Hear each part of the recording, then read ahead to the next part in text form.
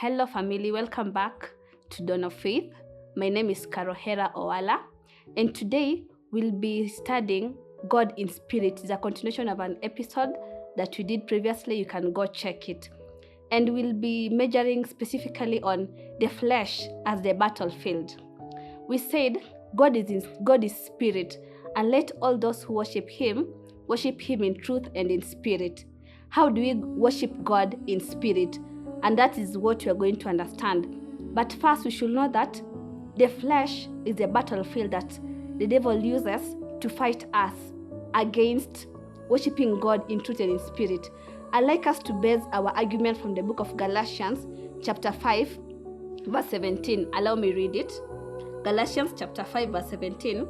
It says, "For the flesh lusteth against the spirit, and the spirit against the flesh, and these are non-contrary the one to the other, so that you cannot do things that they would." It's telling us that the flesh and spirit, they're always in constant fight. You want to do something, you cannot do it because our flesh is weak. And that's what the devil uses. He weakens our flesh so that we cannot commune to God in spirit. And if we don't worship God in spirit, now it creates a barrier between us and God, and even God answering our prayers. Let us look at the life of Job. The devil attacked Job's physical body. He first killed his children, he destroyed his property, and he even inflicted his own body with sores. The devil was attacking his physical body so that it can weaken him, and even the wife told him, "Curse God and die." The devil knew that by weakening the physical body of Job, he can be able to turn him against God. And that's what the devil does right now. He tries to weaken us. And how does he do that? Number one, through our appetites. He makes us have appetite for things that are not heavenly.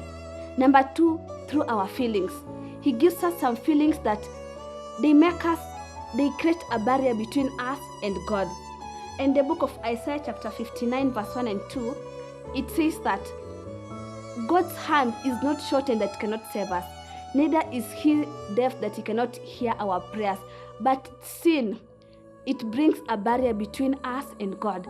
And that's what the devil tries to do. Every day he's using our physical body to create a barrier between us and God. And that's why Christ told us that for you to worship him in truth and in spirit, you have to deny self. Denying self is killing the elements that the devil can use to prevent us from worshiping God truly. You can deny self by fasting. You can deny self by avoiding the earthly indulgences that will prevent you from seeking God diligently and earnestly. And I want us to look at the works of the flesh. That's from the book of Galatians chapter 5, from verse 19. Okay, I'll start from verse 18. "But if you be led of the Spirit, you are not under the law.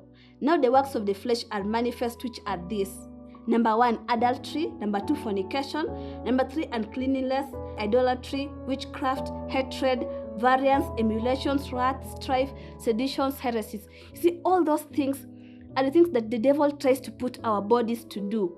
But we thank God because he has given us an element on how to overcome the devil. He has told us that if we trust in him, if we sacrifice ourselves, we are going to worship him in truth and in spirit.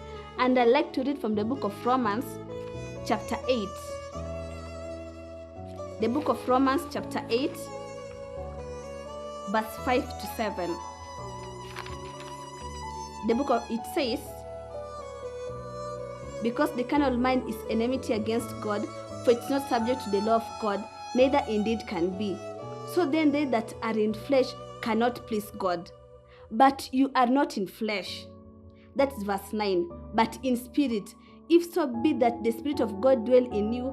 Now if any man have not the Spirit of Christ, he is none of his." So God has given us his Spirit to dwell in us so that we can worship him in truth and in spirit. And for us to do that, we have to sacrifice self. By sacrificing ourselves, by sacrificing what the devil can use to use us against God, we'll be able to worship God in truth and in spirit. And may God bless us.